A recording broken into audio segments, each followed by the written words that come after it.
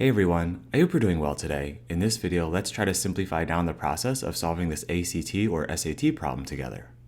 If you'd like to try it on your own, go ahead and pause the video now, otherwise let's go over it together.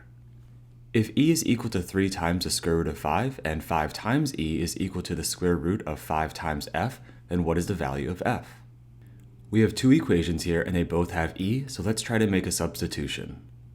Since e is equal to 3 root 5, let's substitute 3 root 5 in for e in the second equation.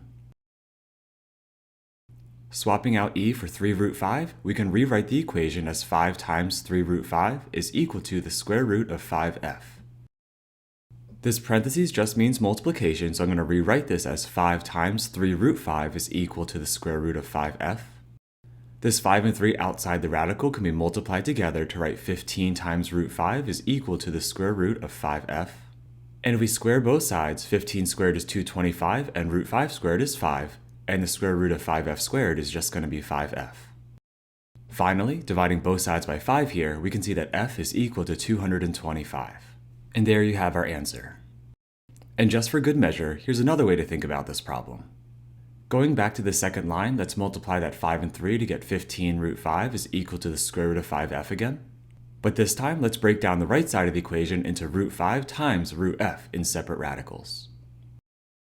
This way, it's a little bit more clear that we can divide both sides by the square root of 5, so these root 5s will cancel out, and we get 15 is equal to the square root of f. And finally, squaring both sides of the equation, we can see that f is equal to 225, just like we got earlier.